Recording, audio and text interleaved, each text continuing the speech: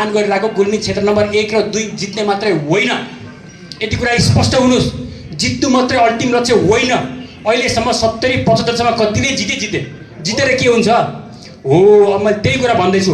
अब जित्ने बित्तिकै तर जित्नु त पर्यो त, पहिलो स्टेप हो, तर त्यही नै अन्तिम स्टेप होइन। त्यो पहिलो खुड्किलो हामीलाई हजारवटा खुड्किलो चढ्नु छ। हजारवटा खुड्किलो चढ्नको लागि पहिले सुरु क्षेत्र नम्बर 1 र 2 मा हामीलाई अत्याधिक मतले जिताउनु पर्छ। हजुरहरूले अत्याधिक मतले जिताइसकेपछि अबको 5-7 महिनाभित्र 12वटा पालिका छन्। हामीलाई 12वटा पालिकाहरूमा फेरि म क्याम्पेनिङ गर्न आउँछु। अबको 1 महिनाभित्र 12वटा पालिकाको नि हामीले योजनाहरू बनाउँदैछौँ। 12वटा पालिकाहरू पनि सपोज रेसुङ्गाको छ भने डिएसपी उठ्नु होला, रुरुको छ भने त्यहाँबाट इन्जिनियर उठ्ला, चन्द्रकोटको छ भने त्यहाँ अर्को लयर उठ्ला। त्यस्तै गरी तपाईँको रेसुङ्गा लगायतका अन्य पालिकाहरू जति पनि छन्, तपाईँ सत्यवतीमा अर्को खालको डाक्टर उठ्ला। त्यही भएर हामीले समग्र गुल्मी जिल्लालाई कसरी चाहिँ गुजरात मोडल बनाए जस्तो गुल्मी मोडल बनाउने भन्ने सोचिरहेका छौँ। अब हामीसँग समय छैन। हामीसँग जम्मा 20-25 वर्ष छ। जसरी मेरो बुवा पुस्ता, जसरी मेरो हजुरबुवा पुस्ता फेल भयो नि एक हिसाबले, चाहेको अनुसार डेलिभर गर्न सकेन, हामीले आशा गरे अनुसार डेलिभर गर्न सकेन।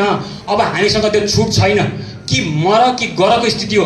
त्यो स्थितिमा जसरी मोदीले गुजरात मोडल भनेर भारतभरि जानुभयो, मैले पनि त्यसै गरी गुल्मी मोडल लिएर जान चाहन्छु।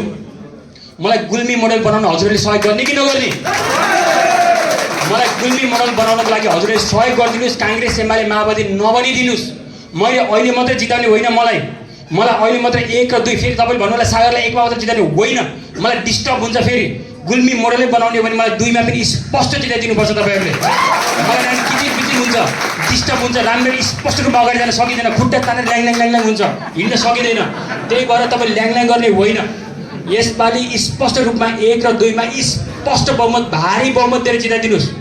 गुल्मी मोडल बनाउनको लागि जिताइदिनुहोस्। र त्यसपछि पनि फेरि अहिले मात्रै होइन, 5-7 महिनापछि म प्रत्येक पालिकामा आउँछु। 12वटै पालिकाका 12वटै नेतृत्व लिएर आउँछु म 5-7 महिनापछि। त्यसपछिको 2 वर्ष 3 वर्ष मलाई मात्रै पर्खिदिनुहोस्। बिन्ती 2-3 वर्षमा मैले गुल्मी मोडल कस्तो हुनुपर्छ भन्ने मैले देखाउन चाहन्छु। फेरि मैले भन्दै गर्दाखेरि, मैले हजुरहरूलाई यो गुल्मी मोडल भन्दै गर्दाखेरि अनुरोध के हो भन्दै गर्दाखेरि म हावादारीमा बोलेको होइन। मेरो पछाडि ब्याकग्राउन्ड छ, मेरो पछाडि मोडलिङ गरेको अनुभव छ। मैले चाहे किर्गिस्तानमा होस्, किर्गिस्तानमा पनि मैले एउटा सानो पालिकाको मोडल बनाएँ, त्यो सफल भयो। त्यसपछि जिल्लामा गएँ, त्यसपछि पुरै देशभरि मोडलिङ बन्यो।